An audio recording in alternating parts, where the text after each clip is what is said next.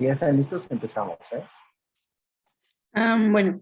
Buenas tardes, doctor, compañeros.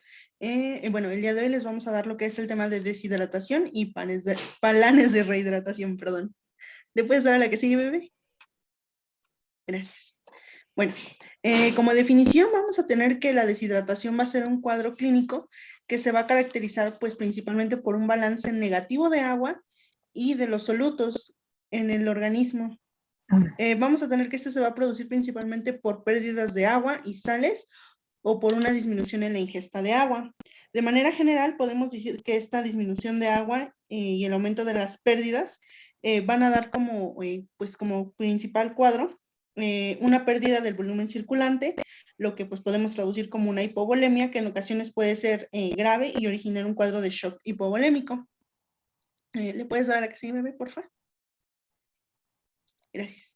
Dentro de la epidemiología, vamos a tener que su frecuencia pues es bastante alta, ocurre en un 90% de los menores, bueno, de los bebecitos menores de 18 meses.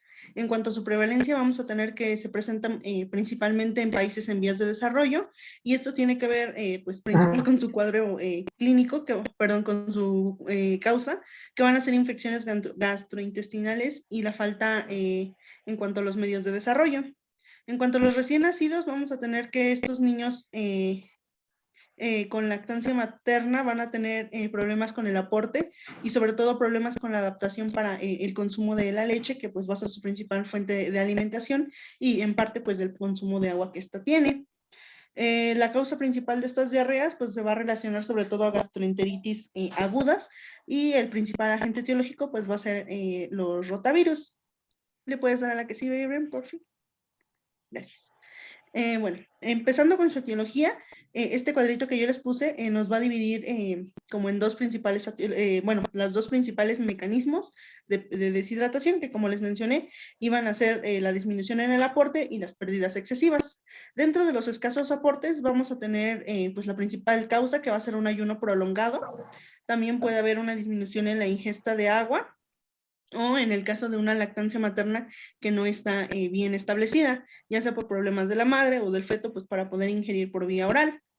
En cuanto a las pérdidas excesivas de agua, pues aquí vamos a encontrar un cuadro más, pues más visible, porque aquí podemos ver que la causa puede ser a nivel gastrointestinal, a nivel renal, a nivel cutáneo, también pueden haber causas endocrinológicas o que haya otras circunstancias anexas a esta.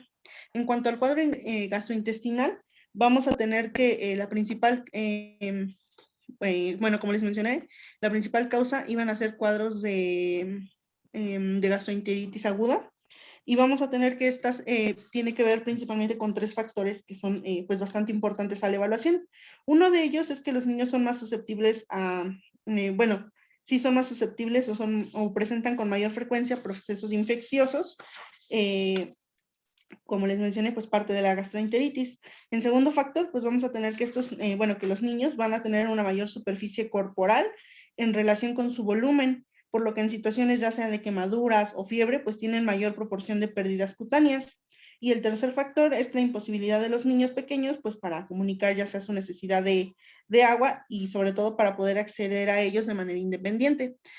Entonces el cuadro gastrointestinal pues va a ser el principal factor, y pues nuestras causas principales van a ser la diarrea, los vómitos, en algún punto los ingestos de laxantes o síndromes de malabsorción intestinal. En cuanto al cuadro renal, vamos a tener principalmente cuadros de poliuria, de diuréticos o una nefropatía, sobre todo las tubulopatías 1 y 2. En cuanto a los cuadros cutáneos, pues la principal causa van a ser quemaduras, la presencia de fiebre, pues en los niñitos es un poco más raro, pero también el ejercicio intenso, un calor intenso, esto va a tener que ver sobre todo con las zonas donde viven, y la fototerapia. En los cuadros endocrinológicos, pues van a tener que ver con la diabetes mellitus, una diabetes insípida, un síndrome de pérdida de sal o un síndrome adrenogenital, perdón. En cuanto a otros, pues vamos a tener los drenajes quirúrgicos, que ya está atravesando un proceso, una etapa de polipnea, una pérdida de iones, sobre todo en el sudor. Y bueno, ¿le puedes dar a la que sigue, Bren, por fin? Gracias.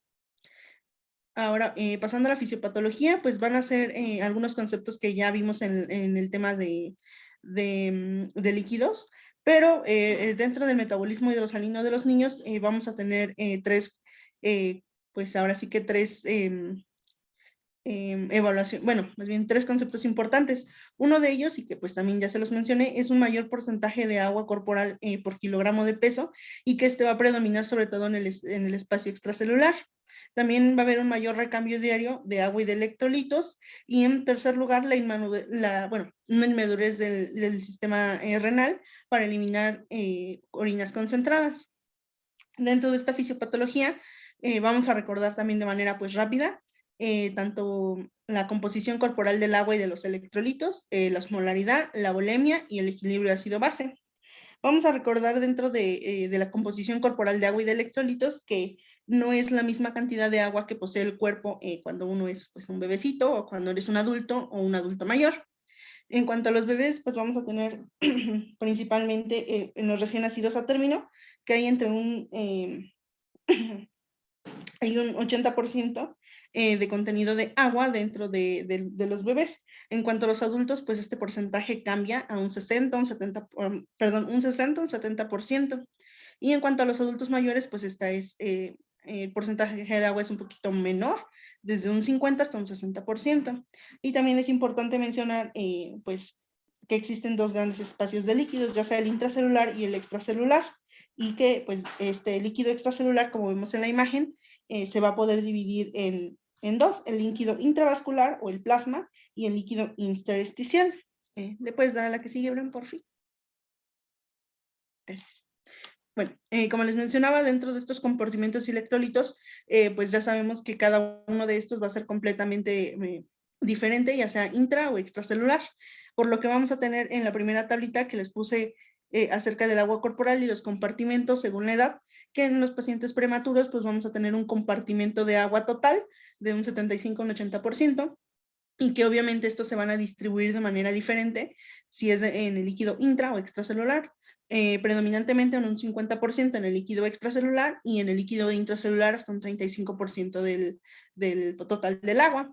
En cuanto a los pacientes o los bebecitos de término, pues vamos a tener un total de un 70, un 75%, y en este caso, perdón, va a haber un cambio completo en cuanto al porcentaje de agua presente en cada uno de los compartimentos. Como vemos, el de término va a tener un 25% de líquido extracelular y, bueno, en este caso el líquido intracelular va a aumentar completamente hasta un 40 o un 45%.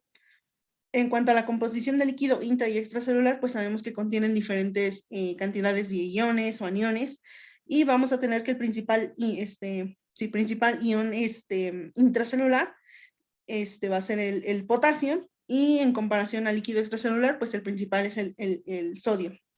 También es importante tener en cuenta, sobre todo para términos de líquidos intras y extracelulares, es que, por ejemplo, en el líquido intracelular, pues ya vimos que los principales, iones van a ser el sodio, el cloro y el potasio, y en cuanto al líquido intracelular van a predominar sobre todo el potasio, los fosfatos y las proteínas, sobre todo las proteínas, pues para mantener la presión oncótica. Y como vemos en la tablita, en la gráfica de los cationes y de los aniones, cada una de estas va a tener diferentes concentraciones a nivel de los líquidos intracelulares y extracelulares. ¿Le puedes dar a la que sigue, Bren, por fin? Gracias. También retomando un poquito de lo que veíamos sobre la volemia, vamos a tener esta fórmula de la osmolaridad, perdón, en la cual vamos a tener 2 veces el sodio más el potasio, esto más la glucosa sobre 18 y más el BUN sobre 2.8, y esto pues en términos de osmolaridad nos va a hablar de que tenemos entre 275 hasta 295 miliosmoles, recordando que la osmolaridad pues es el número de solutos que existe en una solución por cada kilogramo de agua. Ahora, ¿por qué pues estamos retomando esto de osmolaridad? Principalmente porque cuando se presentan cambios de osmolaridad, es decir, cuando hay mayor cantidad de solutos en alguno de los compartimentos, ya sea hasta por 1 o un 2% de esta osmolaridad, esto va a estimular los osmorreceptores en el hipotálamo, que es lo que estamos viendo en la imagencita de abajo, donde aparece la sensación de sed, que va a estimular la secreción de hormona antidiurética, o la ADH, La ADH pues va a aumentar la reabsorción de agua en el túbulo colector renal, aumentando la osmolaridad urinaria y disminuyendo el volumen urinario. Esto pues ¿a qué se traduce? A que nosotros vamos a retener mayor cantidad de agua y de sodio y vamos a eliminar mayor cantidad de, va a disminuir el volumen urinario. Ahora, teniendo esto en cuenta, vamos a tener que el organismo pues está adaptado a mantener las mismas osmolaridad entre el espacio intra y extracelular y vamos a tener que si la osmolaridad de uno de los compartimentos cambia, el agua se va a desplazar rápidamente para igualarla, pasando del compartimento que tiene la menor osmolaridad al compartimento que tiene mayor osmolaridad. ¿Me puedes dar a la que sigue, por fin? Gracias. Vamos a también a retomar la volemia. Como les mencioné en un inicio, el proceso el cuadro clínico de la deshidratación lo podemos traducir también como una disminución en el volumen o una hipovolemia.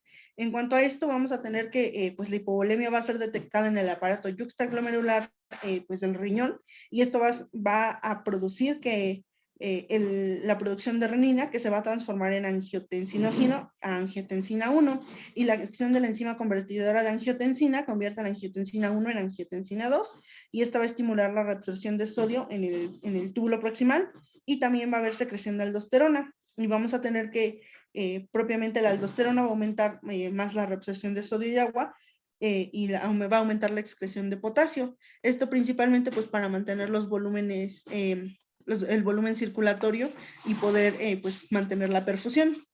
¿Le puedes dar a la que sigue, Abraham, por favor? Gracias. En cuanto al equilibrio ácido-base, vamos a tener que la deshidratación en la mayoría de las ocasiones va a cursar con un cuadro de acidosis metabólica. Esto va a tener sobre todo que ver con la pérdida de iones como el bicarbonato y vamos a tener que se va a dar por dos procesos diferentes, como vemos en este esquemita. Uno va a ser por la pérdida de bicarbonatos, principalmente, por ejemplo, en un cuadro diarreico, o por el aumento en la producción de ácidos, como va a ser en un proceso de diabetes mellitus. Recordando también parte de la importancia del equilibrio ácido-base, vamos a tener que el pH normal es entre 7.35, 7.45, ahí se me fue un 4, perdón, pero 7.35, 7.45.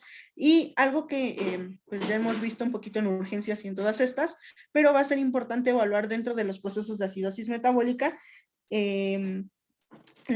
debemos de calcular el anion gap. Aquí les puse yo la fórmula del anion gap, que es el sodio menos el cloro más el bicarbonato, y esto por lo regular nos da un promedio de 10 más menos 2. Y vamos a tener dos situaciones que pueden aparecer, que haya una acidosis metabólica con anion gap aumentado o que haya una acidosis metabólica con anion gap pues normal. Cuando tenemos una acidosis metabólica con anion gap aumentado, esta se puede deber principalmente a la acumulación de ácidos que no van a ser medibles que no van a ser medibles si son de tipo endógeno. Por ejemplo, el lactato en la sepsis, el beta-hidroxibutirato, en la cetoacidosis diabética o en el ayuno prolongado. Y también puede deberse a procesos exógenos, como puede ser una intoxicación por alcoholes. En cuanto a la acidosis metabólica con anion gap normal, vamos a tener que estas son secundarias a pérdidas de bicarbonato, ya sean de manera renal o extrarrenal. Y un ejemplo pues muy claro de esto va a ser la diarrea aguda. También puede suceder en estos procesos de deshidratación que aparezca una alcalosis metabólica, por ejemplo, en pérdidas, sobre todo cuando se pierde cloro en el vómito, pero esta es pues menos frecuente en este proceso de deshidratación. ¿Le puedes dar a la que sigue, Bren, por fin? Gracias. Ahora, en cuanto a la clasificación, vamos a tener dos criterios para clasificar la deshidratación. Uno de ellos va a ser por la pérdida de peso y otra van a ser según las concentraciones de sodio en el plasma. Aquí yo les puse de manera directa la clasificación de la deshidratación según el volumen perdido.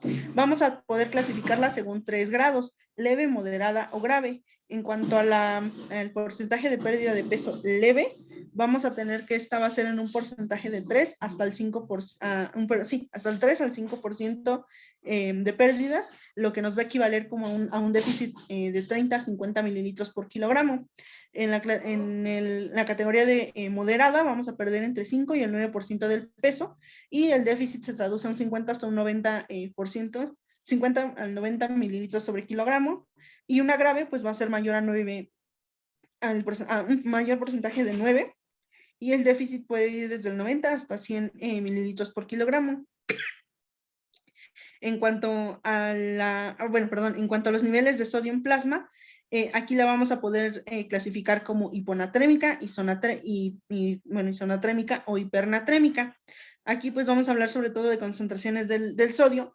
En cuanto a una hiponatremia, que va a ser cuando tenemos valores menores de 130 miliequivalentes de sodio. Isonatrémica cuando tenemos entre 130 y 145. Y el tipo de una hipernatremia cuando tenemos un porcentaje mayor de sodio, mayor a 145 mil equivalentes por litro. Y lo importante de aquí es pues tomar en cuenta la alteración o lo que produce este cuadro. En cuanto a las hiponatremias, vamos a tener que lo más común es una pérdida que hay una mayor pérdida de sodio, de sodio, que de agua. En cuanto a las pérdidas isonatérmicas, vamos a tener que tanto el agua como el sodio se pierden en porcentajes iguales, y en la hipernatremia vamos a ver que va a haber la pérdida de agua es mayor a la de sodio.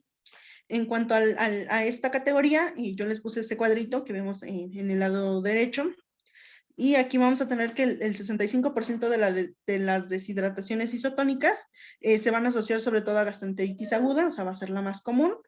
En cuanto al 25% vamos a tener deshidrataciones hipertónicas, y la más infrecuente es la de la deshidratación hipotónica. ¿Le puedes dar a la que sigue, Bren, por fin? Gracias. Y bueno, este cuadrito pues la verdad nos resume bastante bien, tanto los tipos de deshidratación, obviamente en cuanto a los niveles de sodio en plasma, el predominio de qué es lo que se pierde en mayor cantidad, y también pues siempre contando a la osmolaridad y el compartimento que se va a ver alterado. En primer lugar pues vamos a tener a las soluciones hipertónicas, donde ya vimos que el predominio de agua es mayor a la pérdida de sodio, donde el sodio es mayor a 150 mil equivalentes, y por ende también la osmolaridad va a estar aumentada, y vamos a tener que el espacio que se va a ver más afectado en este caso es el espacio intracelular. En cuanto a las a las deshidrataciones isotónicas, vamos a tener que, pues, como ya mencionamos en el cuadro, va a ser igual la pérdida de sodio y de agua. Aquí, pues, el sodio se va a mantener constante, la osmolaridad, pues, también se mantiene constante, se mantiene normal, y el espacio más afectado, el espacio afectado es el extracelular.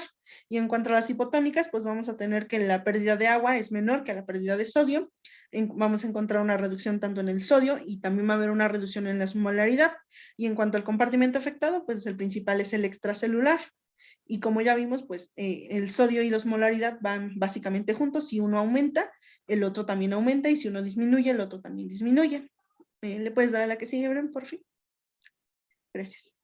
En cuanto al cuadro clínico, pues aquí vamos a poderlo dividirlo como entre signos algunas literaturas lo dividen como signos de deshidratación extracelular y signos de deshidratación intracelular. En cuanto a los signos de deshidratación extracelular, vamos a poderlos visualizar más, ahora sí que como signos periféricos, en cuanto a una afectación más superficial, y vamos a compararlos con los signos de deshidratación intracelular, donde básicamente la afectación se va a ver sobre todo a nivel del sistema nervioso central. Y como vemos aquí en el cuadro de deshidratación extracelular, lo más común es evaluar una frialdad en la piel, el relleno capilar lento, en la presencia de una taquicardia, unos pulsos débiles, hipotensión arterial, el signo del pliegue, los ojitos hundidos y las mucosas secas.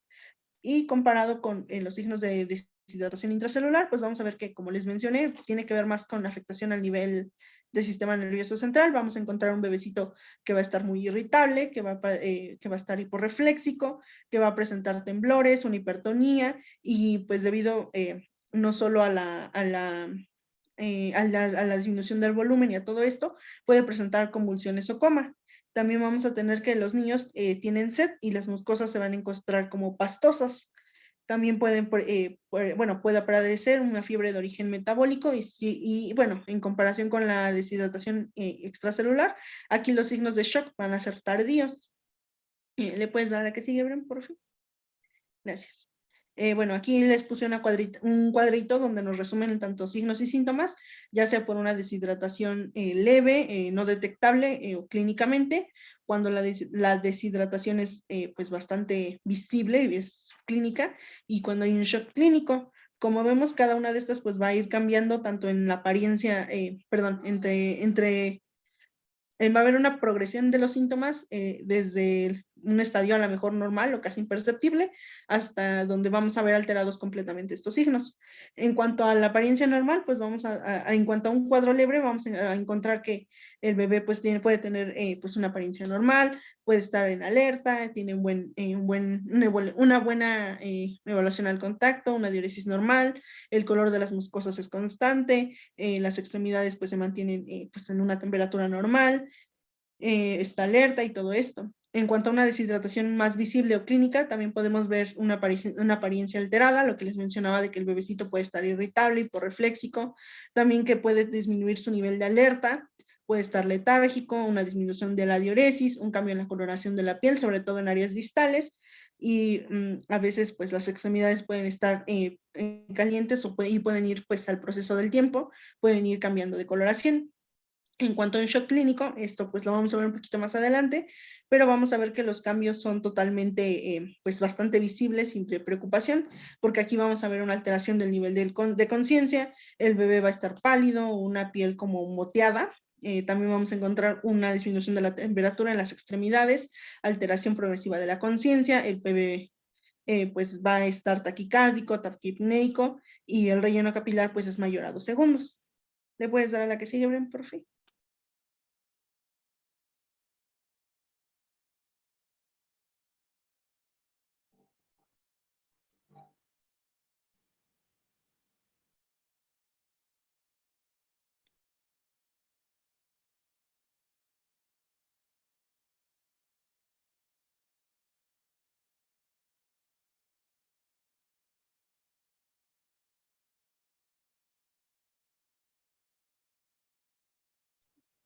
Se cortó, soy el único que no escucha. ¿Ya me escuchan?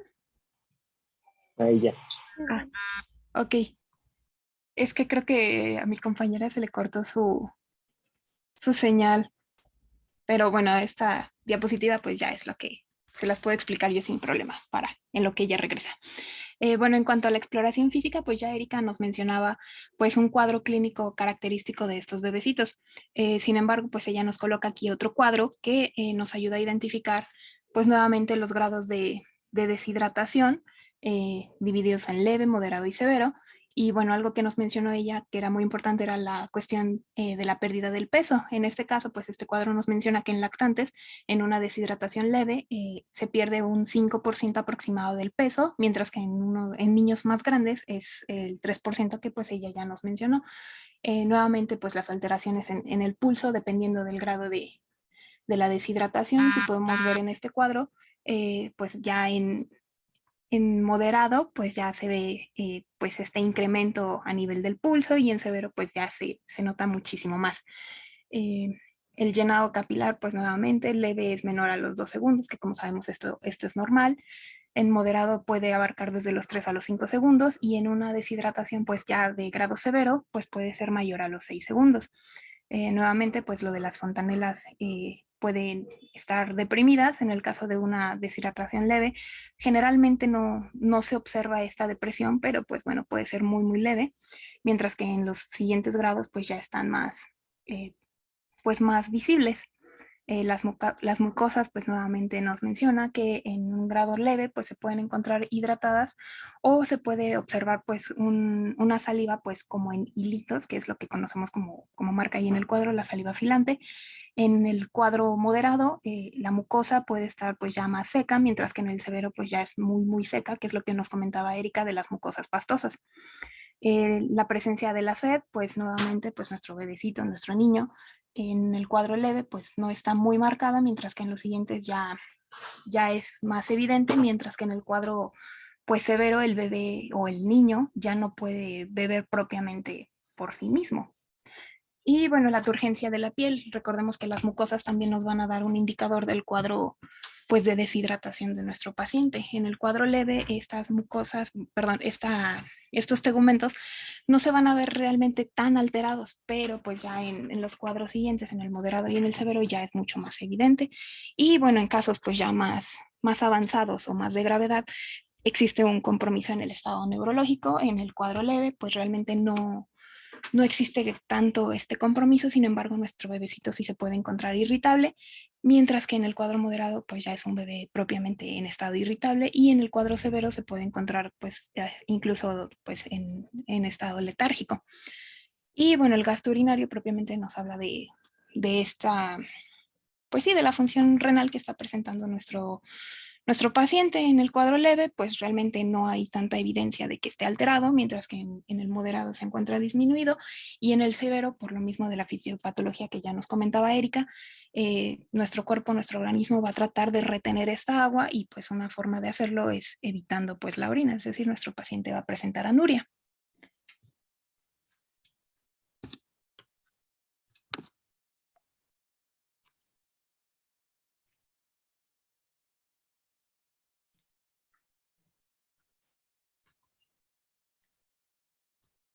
Bueno, este es otro cuadro igual que presenta los datos clínicos, pero en este caso, pues igual la clasificación en este caso es en las deshidrataciones isotónicas, hipotónicas e hipertónicas, que también ya nos comentaba Erika.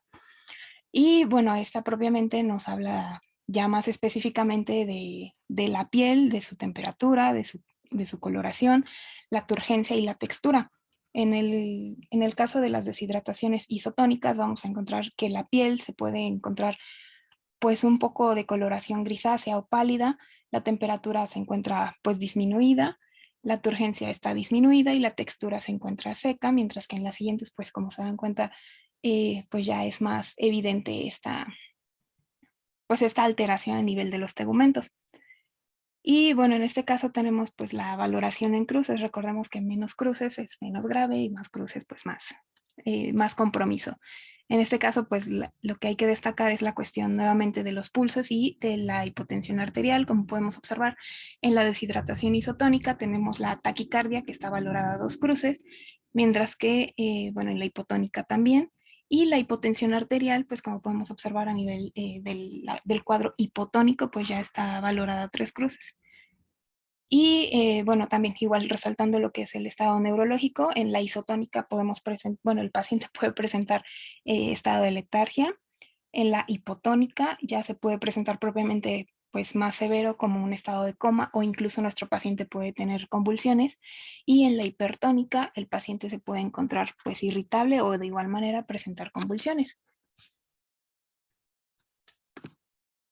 Y bueno, de acuerdo a todos los cuadros clínicos que ya nos presentó Erika, el diagnóstico principalmente se va a basar en esto, en la clínica, en la historia clínica y en la anamnesis propiamente. Esto porque hay que tener en consideración el tiempo de evolución del cuadro, el tipo y el volumen de las pérdidas producidas que está presentando el paciente, ya sean pérdidas porque, no sé, el paciente está presentando vómitos o porque está teniendo muchas deposiciones, el grado de diuresis, que también ya nos mencionó Erika, y el cuadro clínico propio del paciente. Y bueno, también hay que tener en consideración lo que es las constantes vitales de nuestro paciente, pero nuevamente destacando lo que es la cuestión del peso, porque pues ya recordemos rápidamente esta tabla que nos mencionaba ya Erika, sobre la clasificación de acuerdo al volumen de peso en porcentaje perdido. La leve va de un 3 a un 5% de peso perdido, la moderada de 5 a 9 y en la grave ya es una pérdida mayor al 9%. Para este diagnóstico podemos ocupar cualquiera de estas dos escalas. La del cuadro izquierdo es la escala de Gorelick, que nos va a ayudar a calcular el grado de deshidratación de nuestro paciente. En esta escala nos presenta diversos rubros en los cuales, pues si nuestro paciente los está presentando propiamente, se les va a dar un punto a cada uno de estos. Entre ellos, pues está la elasticidad cutánea, que se encuentre disminuida, el llenado capilar mayor a 2 segundos, la alteración en el estado general, la ausencia pues, de las lágrimas, la respiración alterada, mucosas secas, los ojos hundidos, un pulso disminuido, presencia de taquicardia mayor a 150 latidos por minuto y una diuresis disminuida. Como les menciono, se le va a dar un punto a cada uno de estos rubros y con base a esto vamos a pues decir en qué grado de deshidratación se encuentra nuestro paciente. En deshidratación leve es un puntaje de 1 a 2, deshidratación moderada de 3 a 6 y en la deshidratación grave de 7 a 10 puntos. Por otro lado, tenemos el método de DACA, que de igual manera, de acuerdo al cuadro clínico del paciente, lo va a relacionar propiamente con el grado de deshidratación y posteriormente con el tratamiento de acuerdo a los planes de rehidratación, que vamos a ver un poquito más adelante. Pero bueno, como les menciono, en estos casos es dependiendo igual del cuadro clínico. Tenemos la evaluación del estado general, los ojos, es decir, el hundimiento de los ojos, la valoración de las mucosas, la presencia de la sed, cómo se encuentra el pulso pues, de nuestro paciente y la turgidez de la piel. Bueno, aquí donde dice plana, ya son propiamente pues los tratamientos, como les menciono más adelante los vamos a retomar. Pero bueno, en aquellos pacientes que necesitan un tratamiento con plana, si se dan cuenta, pues la gran mayoría de estos signos van a estar dentro de lo normal o pueden verse muy ligeramente alterados. Este diagnóstico puede ser que no hay una deshidratación, es una deshidratación que apenas comienza o es una deshidratación leve. En estos casos, pues bueno, el plan consistiría en evitar que se siga deshidratando nuestro paciente, reevaluar periódicamente al paciente y en caso de ser necesario, pues ya propiamente darle hidratación vía oral. En el segundo caso, que son propiamente los pacientes que necesitan un plan B, se van a encontrar irritables o hipoactivos, con los ojos hundidos, las mucosas secas, van a tener la presencia pues, de tener sed, el pulso va a estar disminuido y la turgidez de la piel va a estar reducida. En este caso, pues nuevamente, pues ya el diagnóstico nos indica que está presente la deshidratación, pero pues ya existe mayor compromiso. Y en el tercer caso, los pacientes ya se encuentran en un estado letárgico o propiamente en estado de coma, son incapaces de beber pues por sí mismos o mediante vía oral y el pulso se puede encontrar ausente, perdón, o bueno, aquí menciona incontable, que ya es propiamente que está muy, muy disminuido. Y bueno, si se dan cuenta aquí en algunos signos tiene un asterisco, esto porque son signos clave que el método de DACA presenta como algo muy importante. Si este signo está presente, este paciente pues ya pertenece a este grupo. Y bueno, de acuerdo a las pruebas complementarias, como les mencionaba, pues propiamente es un diagnóstico inicialmente clínico. Sin embargo, pues ya como vimos con Erika, se ven asociadas pues las cuestiones de las acidosis, los aniones y bueno, la determinación propiamente de los electrolitos. Para esto pues podemos optar en casos específicos por utilizar lo que es la gasometría, la determinación de estos iones, principalmente pues el ion eh, sodio y bueno, también lo que es la función renal para valorar pues realmente que esta no esté comprometida en nuestro paciente. Y bueno, esta tabla también ya no la presentó Erika, pero pues únicamente como recordatorio, las deshidrataciones están principalmente asociadas a lo que es al sodio y bueno, la hiponatrémica es menos de 130 miliequivalentes sobre litro, isonatrémica de 130 a 145 y por último la hipernatrémica nuevamente mayor a 145. Y bueno, en cuanto al tratamiento, también Erika en cuestión de la etiología ya nos mencionaba que existen muchísimos pues factores y patologías que están asociadas propiamente a una deshidratación, lo que quiere decir que siempre tenemos que sospechar que nuestro paciente no solo está presentando la deshidratación, sino que tiene una enfermedad de base. Y bueno, inicialmente el tratamiento es esto, tratar esa enfermedad de base para poder contrarrestar en lo posible lo que es la deshidratación. Propiamente el tratamiento de la deshidratación se va a basar y se va a clasificar pues en dos, en lo que es la deshidratación leve y moderada, que propiamente consiste en la restitución de líquidos por vía oral, mientras que en la deshidratación severa va a ser una restitución pues intravenosa. Sin embargo, hay que destacar algo importante, que esta restitución intravenosa no únicamente va a pertenecer a lo que son los pacientes de cuadros severos, sino que también aquellos pacientes en los que la vía oral esté contraindicada, propiamente la restitución va a ser intravenosa. Aunque no sea un cuadro severo, si la vía oral está comprometida o está contraindicada, nos vamos a ir directamente a lo que es la restitución intravenosa.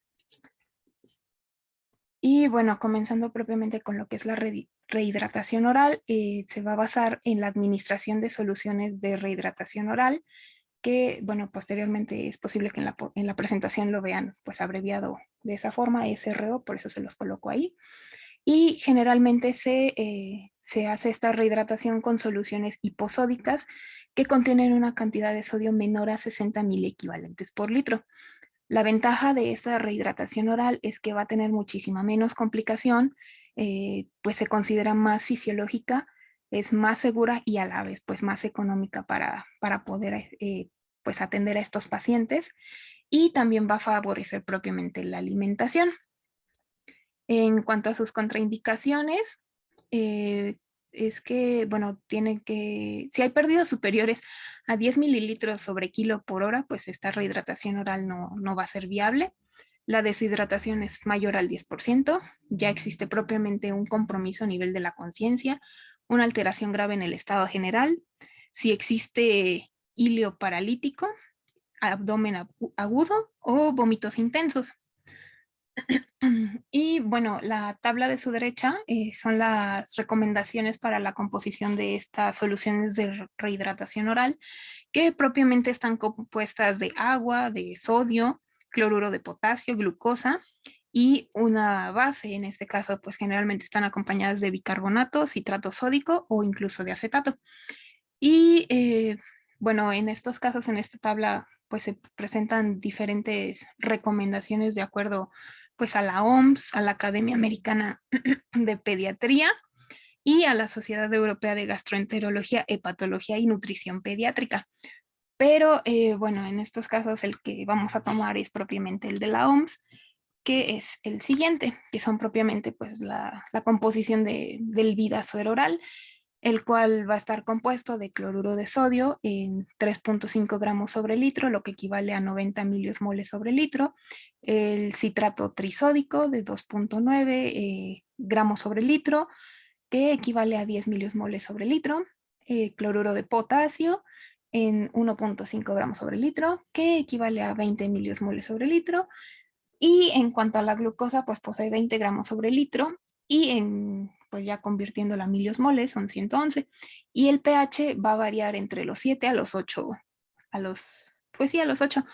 Y esto, pues como les menciono, va a favorecer a la reposición de líquidos, pues por vía oral, evitando propiamente la deshidratación, que pues como ya vimos son los iones principales que se pierden, el sodio y el potasio. Y estos, bueno, se van a utilizar propiamente en lo que son el plan de hidratación A y el plan B. En el plan A, bueno, lo habitual es continuar con la alimentación de nuestro paciente de ser posible y aumentar la ingesta de los líquidos. En aquellos pacientes menores de 1 año se tienen que aumentar 75 mililitros a lo que generalmente se consume. Y en aquellos mayores de 1 año se tienen que aumentar 150 mililitros. Estos generalmente pues se van a ofrecer al paciente, pues ya sea si el paciente es capaz de tomarlos en taza, pues se le brinda, y si no, pues mediante cucharadas. Lo que el paciente vaya aceptando pues es bien recibido. En el caso del plan B, nuevamente vamos a hacer utilización del Vidasuero oral. Son 100 mililitros sobre kilogramo en dosis fraccionadas cada 30 minutos durante 4 horas. Y bueno, en el caso de que nuestro paciente esté presentando vómitos, es decir, le acabamos de dar el Vidasuero oral, pero vomita, es importante esperar 10 minutos para volver a administrar pues lo que es esta dosis que les menciono que es fraccionada. En caso de que los pacientes que estén en plan B tengan una mejoría, entonces nos vamos a regresar a tratarlos con el plan A. Si el paciente continúa igual después de estas 4 horas, se tiene que volver a repetir propiamente el plan B por otras 4 horas más.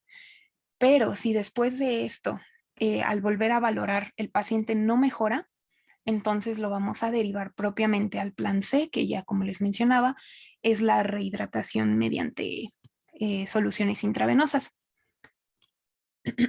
Y bueno, lo que menciona la diapositiva al final es que si los vómitos son persistentes, existe rechazo a la vía oral o el gasto fecal está elevado, pues propiamente la rehidratación se va a manejar mediante sonda nasogástrica en 20 a 30 mililitros del Vidasuero oral por kilogramo por hora. Y bueno, aquí nuevamente, como les menciono, pues el niño es importante que se le esté dando esta rehidratación, ya sea pues mediante utilización de vasos o tazas propiamente, y en caso de que no sea posible, pues aunque sea a cucharadas, pero lo poco que él vaya consumiendo, pues sí es importante para comenzar a tratar de esta deshidratación lo antes posible.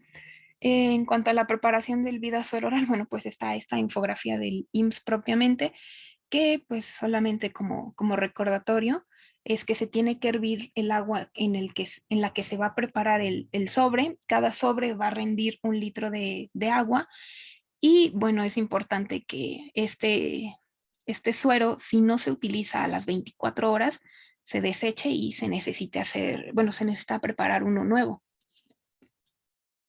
Y bueno, propiamente la rehidratación intravenosa, que es ya propiamente el plan C en aquellas deshidrataciones severas, pues es eso, consiste en administrar líquidos intravenosas, ya sea con solución Hartmann y si no se encuentra disponible con solución salina isotónica al 0.9%, que generalmente pues lo que marcaba pues la bibliografía es esto, que se utiliza la solución isotónica.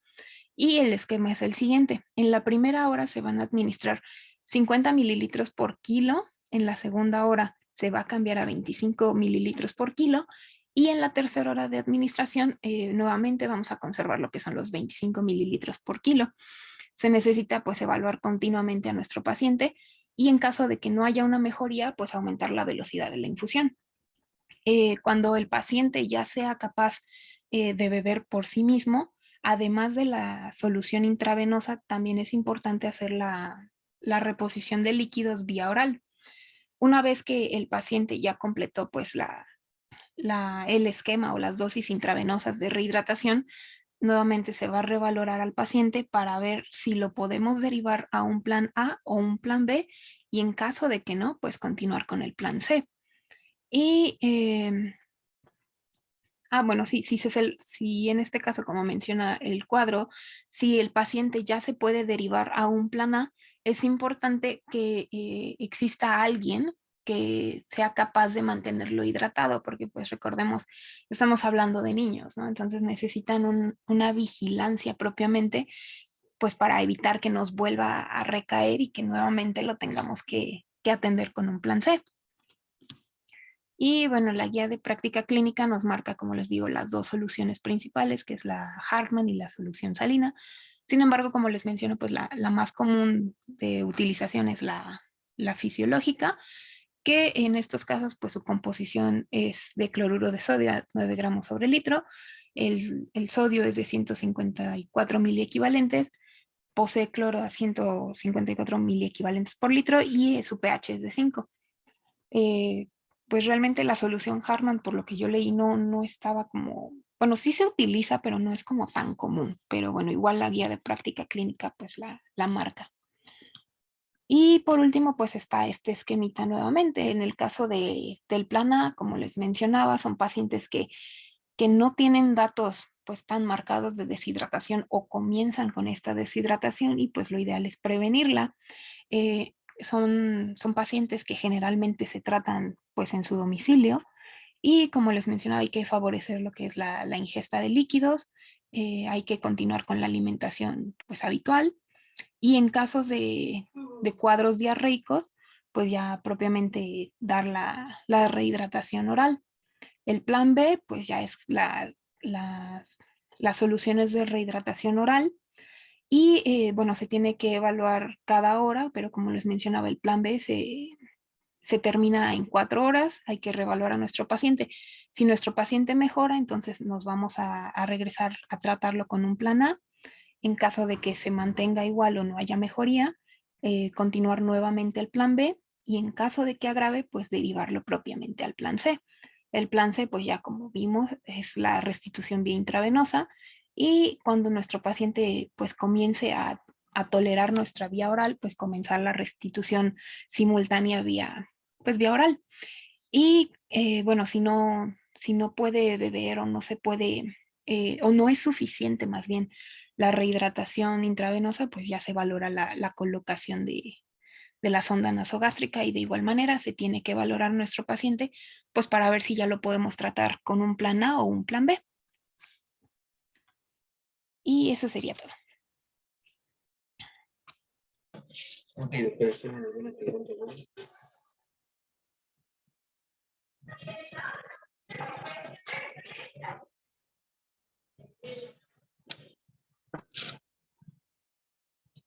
Yo sí, doctor. ¿Qué pasa? Ah, por ejemplo, cuando los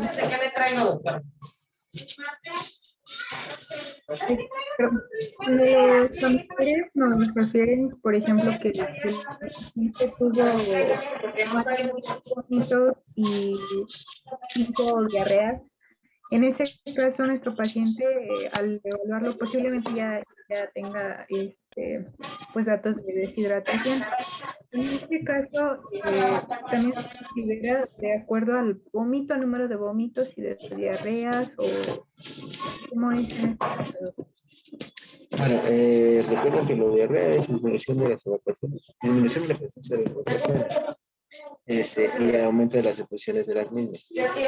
Y de ahí la pérdida de líquidos. Sí te sirven para tus datos de alarma y decidir en qué momento ese paciente tiene que regresar. Si en una hora tu paciente presenta más de 3 vómitos o más de 3 evacuaciones diarreicas líquidas, tienes de que regresar a un área hospitalaria para valorar inicio de vida celular, ya sea por plan A, plan B, plan C. Aquí dependemos de la percepción de la mamá. Va a haber mamás que te van a decir, tiene el niño 50 evacuaciones totalmente líquidas. Y tú ves a un niño consciente, llanto con lágrimas, no hay ojos hundidos, la boca no está seca. ¿Ese niño está deshidratado? ¿Sí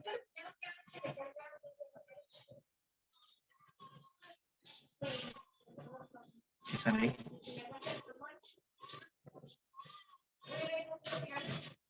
Doc, se escucha Mande. mucho como interferencia, ruidito, entonces no entendí si preguntó algo. Ah, o- va, a ver, otra vuelta. Ahí sí ya me escuchan mejor. Sí, un poquito mejor, doctor. Ah, bueno, la compañera preguntaba si dependiendo de la cantidad de vómitos y evacuaciones, dependía el inicio de un plan de hidratación, a menos que yo haya entendido mal. Se consideran más datos de alarma. Sí, sí, ¿se escucha o no? Sí se escucha, doctor. Sí, doctor. Sí. Ok. Se consideran más datos de alarma y en qué momento nuestro paciente debe regresar a un área hospitalaria. Si un paciente en una hora presenta más de 3 evacuaciones diarreicas líquidas y más de 3 vómitos, debe regresar a un hospital para iniciar o decidir el plan de hidratación, ya sea A, B o C. ¿Va? Cuando tienes un paciente y la pregunta fue esa, si te llega un paciente, bueno, dependemos de la percepción de la mamá. Hay mamás que te van a decir que tienen de 20 a 30 evacuaciones en un día, y a veces ni en un día, en 8 horas. Pero el paciente lo ves con llanto con lágrimas, no hay ojos hundidos, la boca no está seca, y el niño puede beber agua. ¿Ese paciente está deshidratado? ¿No? No está deshidratado. Entonces, la percepción en la cantidad de evacuaciones en la pregunta específica de la compañerita no es como el margen para decir quién se está hidratado o no. Por eso existen los planes de hidratación y los signos y síntomas que van a buscar en cada pacientito para saber a quién se van a iniciar un plan y a quién no van a iniciar un plan. ¿Ok? Sí, doctor. Muchas gracias. ¿Alguna otra pregunta?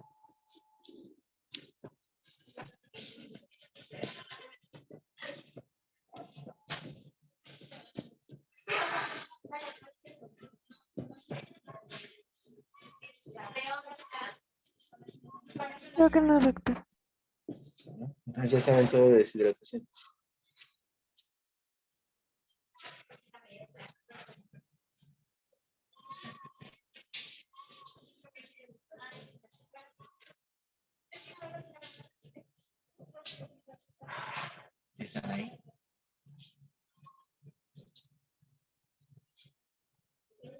Sí, aquí estamos, doctor. Ah, ok. Entonces, ya no hay duda.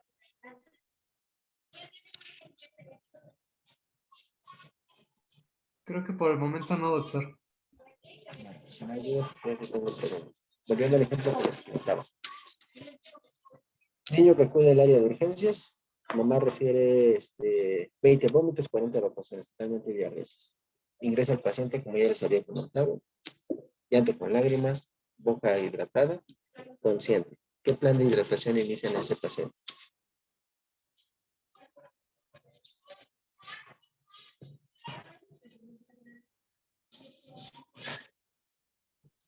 Un suero oral. Es el plan A, estamos de acuerdo. Sí, Sí, doctor. Nos comentó la compañera que prácticamente todos los datos de deshidratación no están presentes o el paciente está normal. El plan A de hidratación es un paciente sin deshidratación o que tiene riesgo de presentar una deshidratación. ¿Ok? Ese es el principal criterio que debe ser, cumplir nuestro paciente. ¿Estamos de acuerdo? Sí, doctor. Sí, doctor. El plan A de hidratación a su vez se va a dividir en A, B, C. ¿Qué es la A?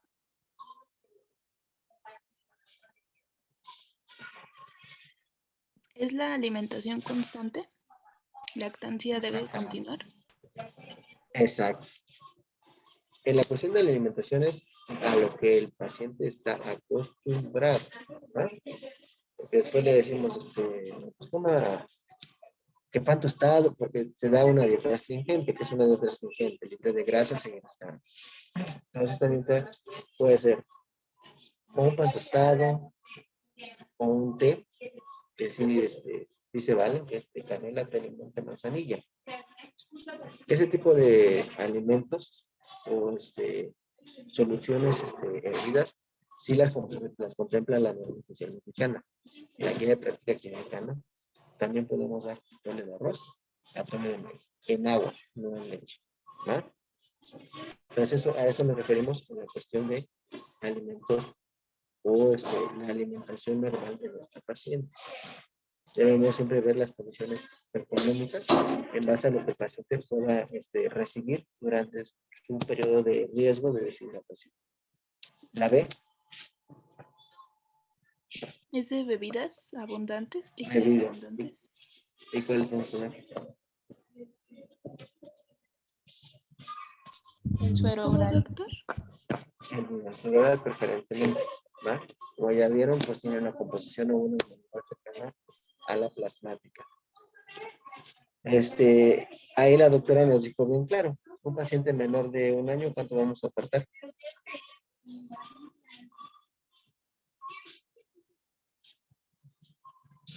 ¿75 mililitros?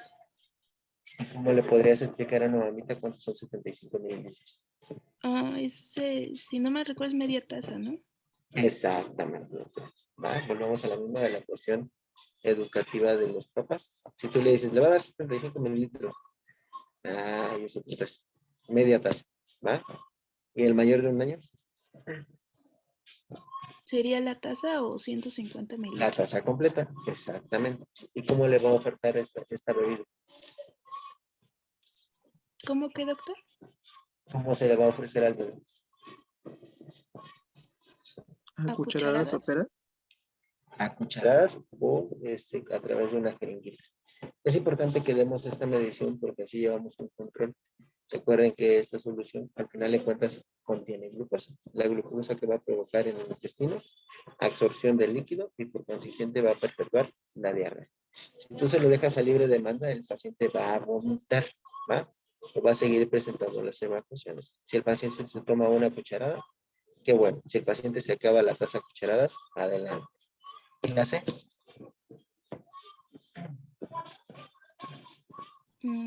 La menciona como consulta educativa. Las consultas oportunas prácticamente. ¿En qué momento va a regresar mi paciente? ¿O en qué momento le voy a comentar a la mamá que regrese?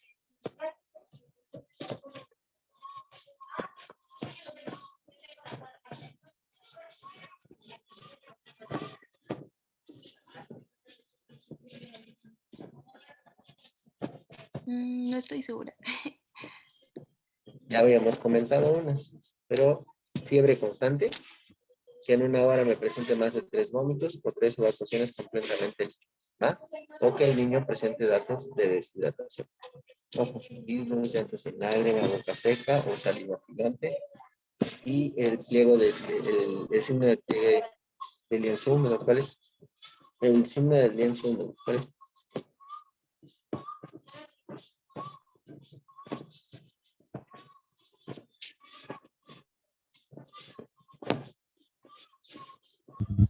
Es cuando se queda como pinzada la piel, cuando se evalúa al bebé. ¿A lo que, perdón? Cuando se evalúa y se toma un pedacito de piel y se como pellizca, se queda así pellizcada una vez que se suelta. Como si fuera, como quedara como en holandés, ¿no? Es la pérdida de turgencia de la piel. Exactamente, es la pérdida de turgencia y se ve la piel así como si quedara en holancitos, ¿va? Entonces, esos son mis datos de alarma y son los momentos en los cuales va a regresar nuestro paciente, ¿va? ¿Cuánto tiempo debe o cuánto tiempo no debe tardar el paciente en regresar al hospital?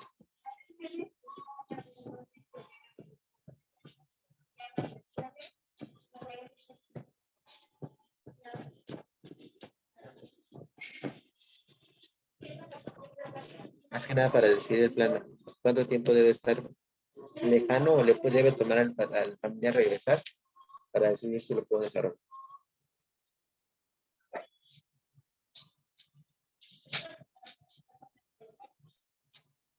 Pues es que no hay aquí.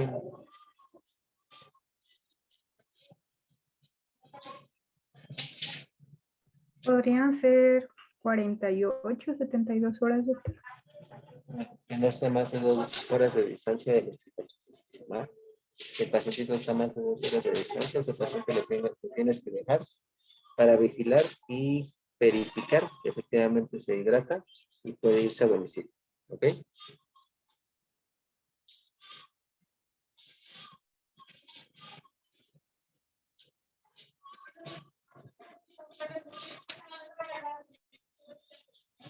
Sí, doctor. Ahora, le llega un pacientito con llantos sin lágrimas, ojos ligeramente hundidos, panela deprimida, con tendencia a la somnolencia. ¿Qué plan de hidratación inicio con este paciente?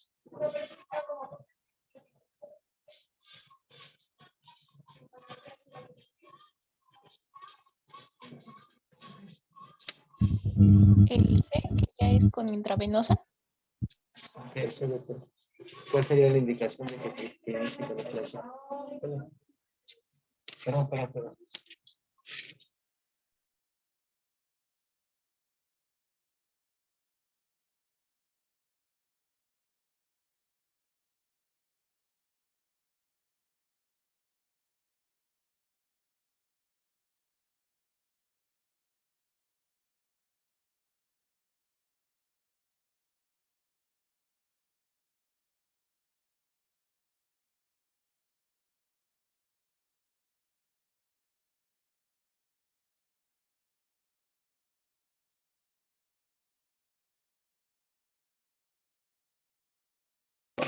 ¿Sí me escucharon? ¿Sí me escucharon? No, doctor. Si te llega un paciente con llantos sin lágrimas, ojos hundidos, fontanela hundida, boca seca y somnolencia, dijimos que es bueno, me comentaron que es un plan C, pero ¿por qué un plan C? ¿Cuál sería la indicación para que este pacientito no podamos iniciar otro plan? ¿Por qué iniciamos inmediatamente el plan C? Porque ya está letárgico. Bueno, está pendiente de la somnolencia, pero no está inconsciente, ¿va? Entonces, la única forma de que podamos iniciar un plan C de hidratación es que el paciente esté inconsciente. Entonces, por consiguiente, ¿qué plan iniciaremos con este paciente? Un plan. Bueno, es lo que le dijimos un plan B. Bueno, yo pensaría en un plan B, porque, bueno, presenta apenas somnolencia. La Fontanela comentó que estaba pues, deprimida, pero pues no en exageración. Y bueno, la restitución vía oral y valorar para posterior a las 4 horas del plan para ver si lo retomamos a plan A, continuamos con Ah, esto. exacto. Sí. Ahora, ¿cómo indicaremos nuestro plan B en este pacientito? Pesa 8 kilos.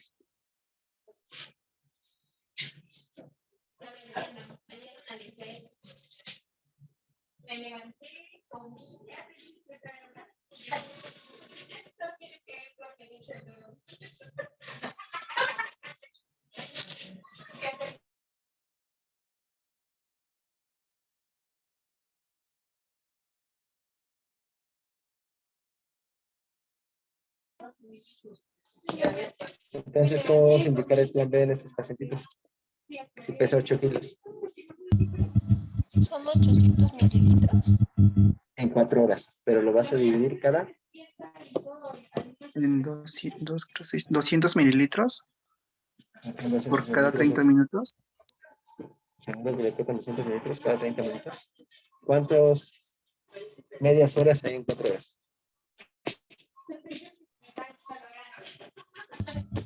8.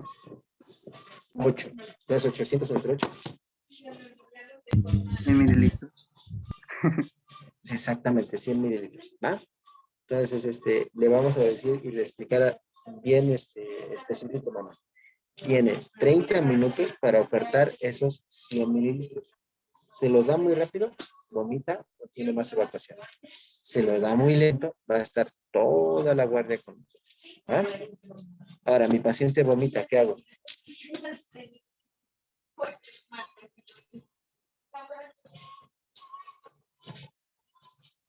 Yo le vuelvo a dar la misma cantidad.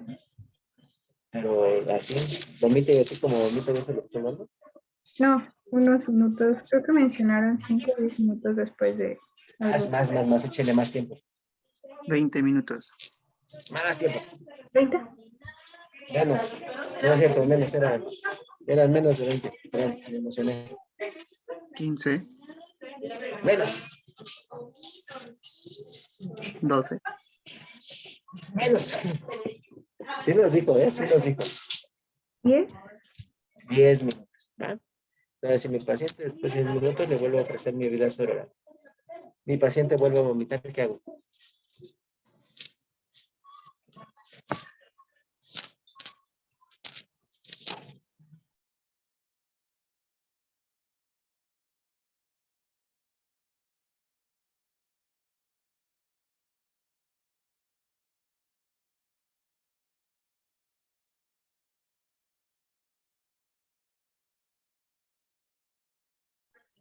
Me parece que se había mencionado la colocación de una sonda nasogástrica. Exactamente.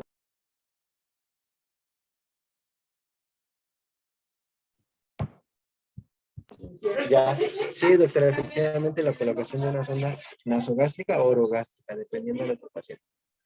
Menor de 6 meses, orogástrica, mayor de 6 meses, nasogástrica. ¿Ok? ¿Y cuánto le voy a dar a través de esa sonda?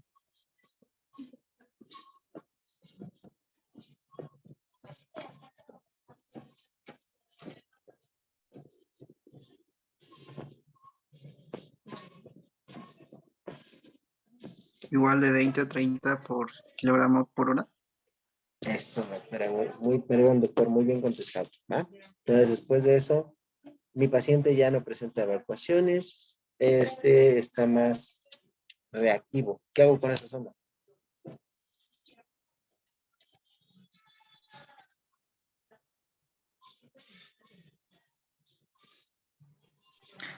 Como dijo doctor, es que no se escuchó bien. Pero mi paciente ya está más reactivo, ya no hay ojos hundidos, ya llora con lagrimitas. ¿Qué hago con esa sonda?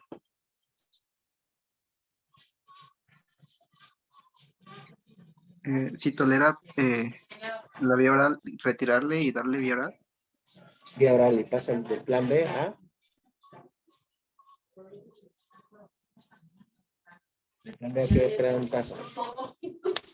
Al plan A. Al plan A. Al plan A. ¿Va? ¿Cómo le voy a decir a la mamita que prepare el vida oral? Un sobre en 1 litro. El litro de agua donde lo voy a poner.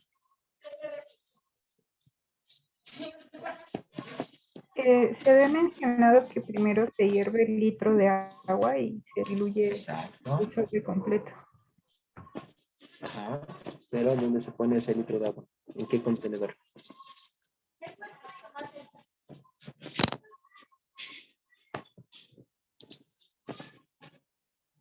Había dicho que en una taza y se daba con el gotero o con la cuchara. Ah, no, bueno, esa es donde pongo cómo se lo voy a dar, pero dónde voy a poner, dónde voy a hacer mi preparado, en qué jarrita voy a hacer mi preparado del vida oral con el litro de agua.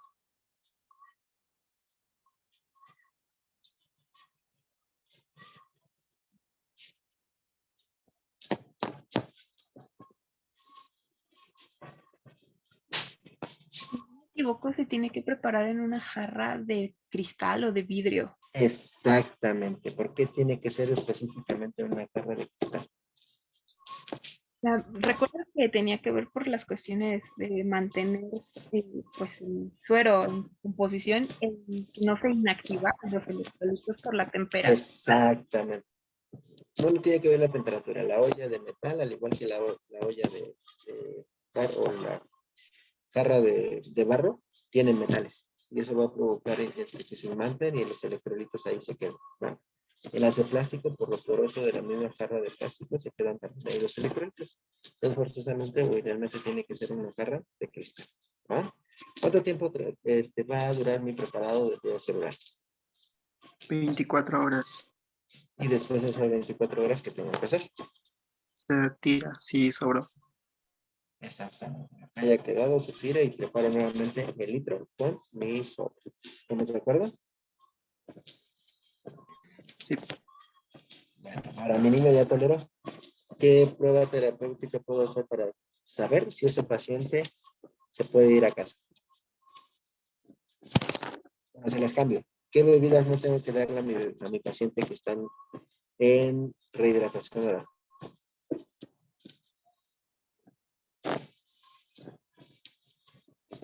Las bebidas carbonatadas. Exactamente. ¿O? ¿Refresco? O azucarados. Ah, o azúcar. Ahí ya vimos que el agua con Tehuacán y el Lomotil no es una medida de hidratación. ¿Estamos de acuerdo?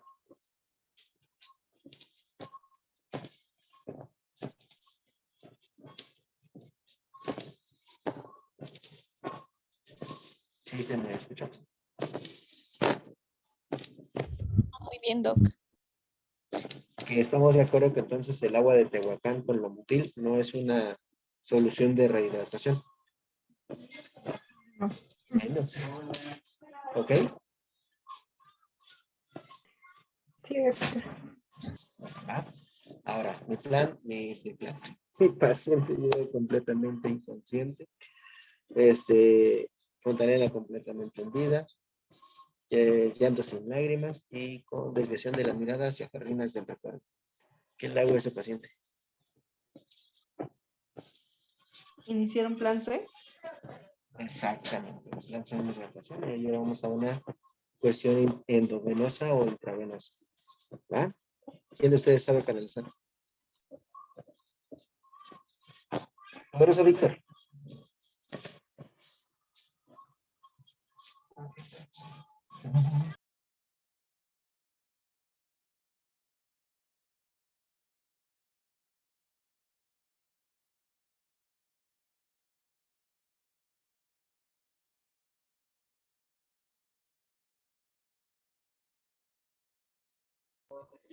Entonces, ¿alguien de ustedes sabe canalizar?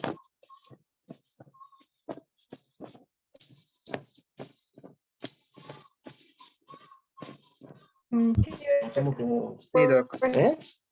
Sí, han canalizado un niño de 1 kilo, bueno, de 1 año, que de 10 kilos bajó 8 kilos deshidratado. No, pero no. No. Esta como no tiene vida, yo espero que más tengan o se vean en esa penosa necesidad. Si no puedo canalizar, ¿qué puedo hacer con mi paciente?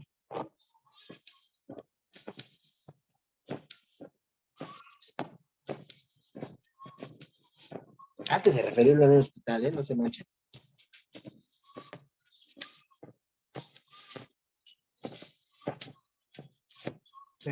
Tal vez colocarle una vía central. Bueno, si sabes canalizar, puedes poner una vía central en un pacientito de 1 año.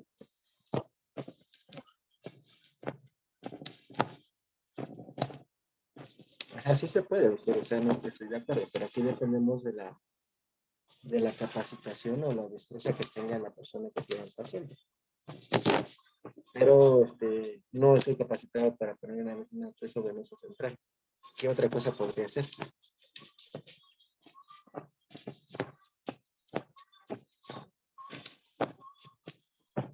Le ponemos una sonda. Exactamente, lo podemos, y es muy válido poner una sonda orogástrica o nasogástrica, ¿ah? Que no se nos acabe el mundo.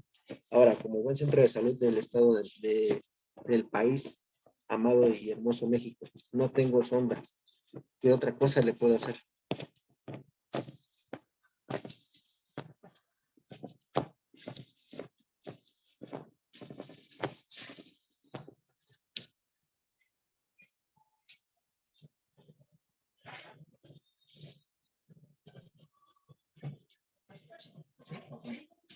Ya nada más nos dice. Ya no estamos de acuerdo. Somos 4, así que no hay bronca. Sí.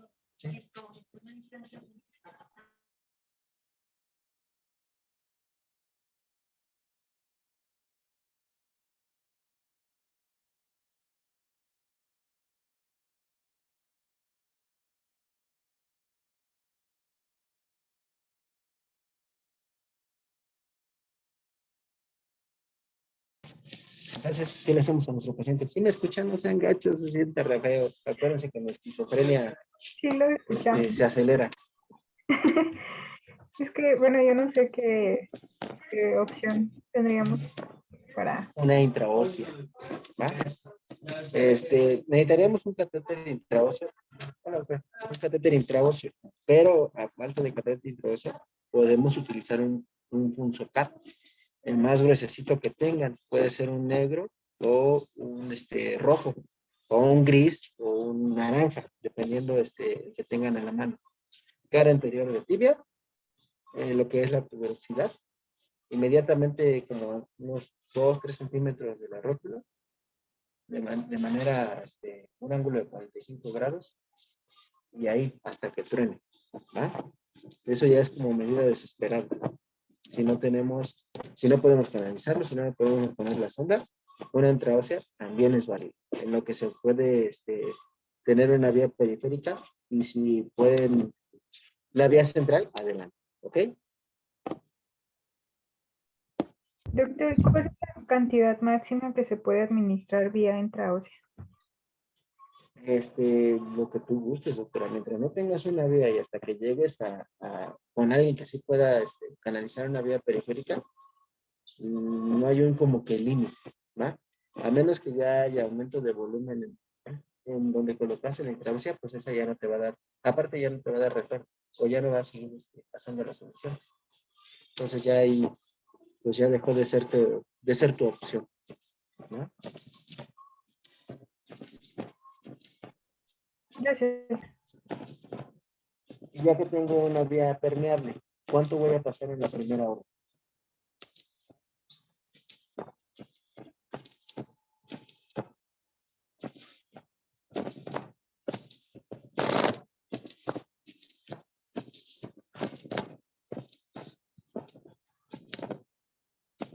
¿20 mililitros kilogramo hora? ¿Segura? Creo que eran 50 las primeras horas. Si les digo que las dos están bien, ¿me creen?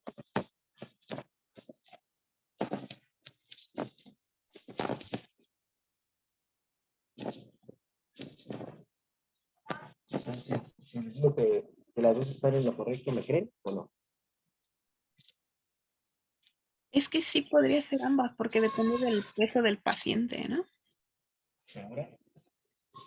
Sí, sí, son ambas, doctora. ¿Pero por qué?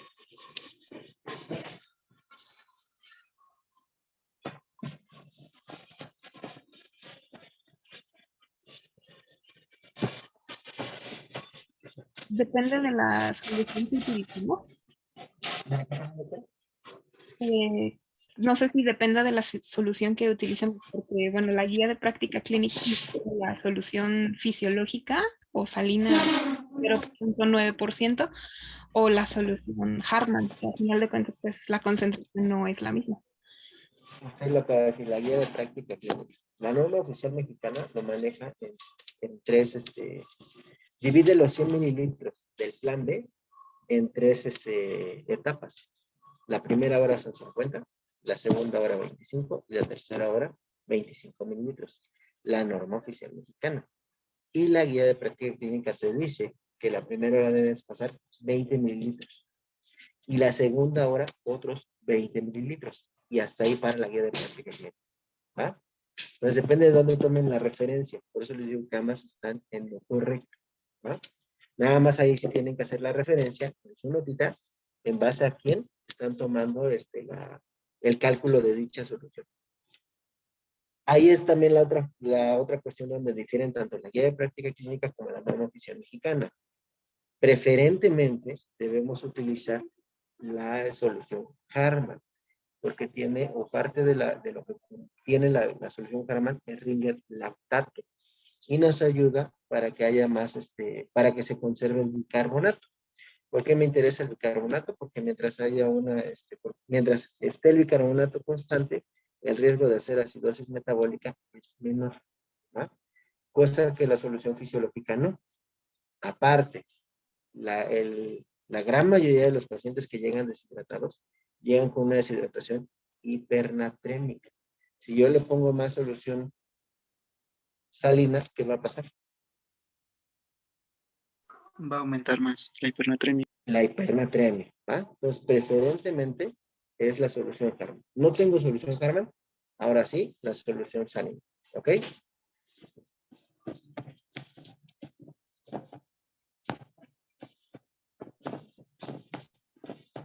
Y ahora,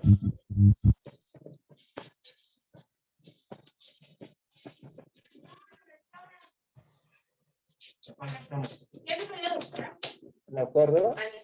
No, fue a urgencias. Pues, ¿estamos de acuerdo o no? Sí, doctor. Sí, doctor. Ok, ahora sí ya está más claro la cuestión de los planes de hidratación. Sí. La cadena de series desafortunadas que tenemos que hacer para que este paciente lo regresemos a la luz.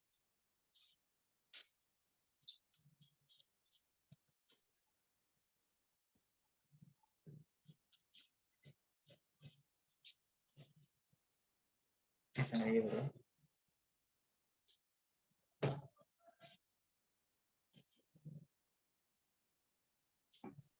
No se escuchó qué preguntó.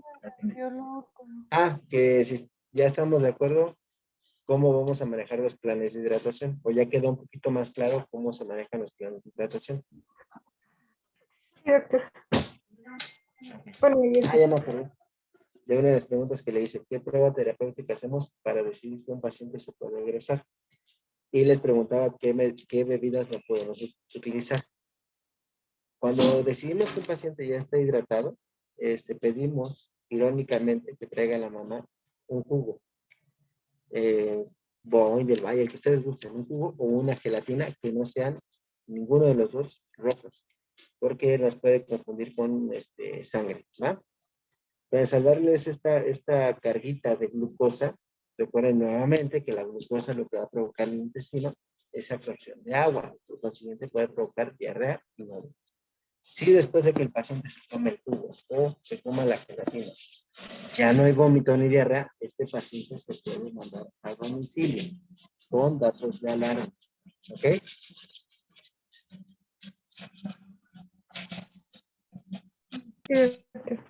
Sí, doctor. Si se fijan, hasta este momento, en ningún momento, valga la redundancia, hemos hablado de antibióticos, ¿va? Ni tampoco de ningún medicamento que corte la diarrea o el vómito, porque no están indicados. La compañerita que tuvo la oportunidad de leer la norma oficial mexicana, ahí nos explica hasta por qué no podemos o no debemos utilizar dichos medicamentos. Recuerden que la principal causa de infecciones gastrointestinales en más del 80%, dependiendo de la bibliografía, dicen que hasta el 90% son virales. ¿Va? Y de requerir exámenes de laboratorio, si se fijan, tampoco pedimos biometría hemática. Prácticamente pedimos una química sanguínea, donde pedimos glucosa, urea, creatinina, sodio y potasio. ¿Por qué pedimos específicamente estos? Pedimos esto pues del examen de laboratorio.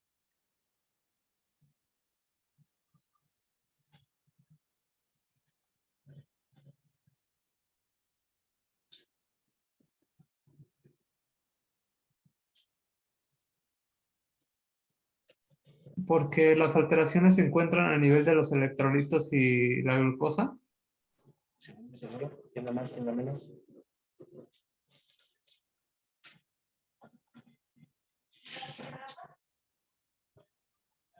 Eso lo dijo la compañera, ¿eh? ¿Cómo se calcula la osmolaridad plasmática?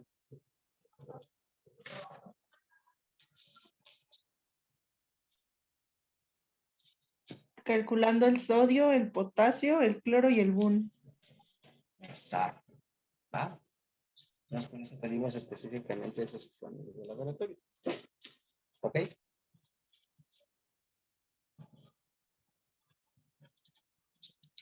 Sí. ¿Seguro ya no hay preguntas, dudas?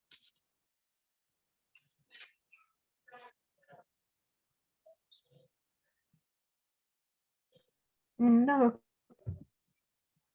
Si no hay preguntas, señores, nos estamos viendo el próximo martes. ¿Con qué tema? Rinofaringitis. Ok.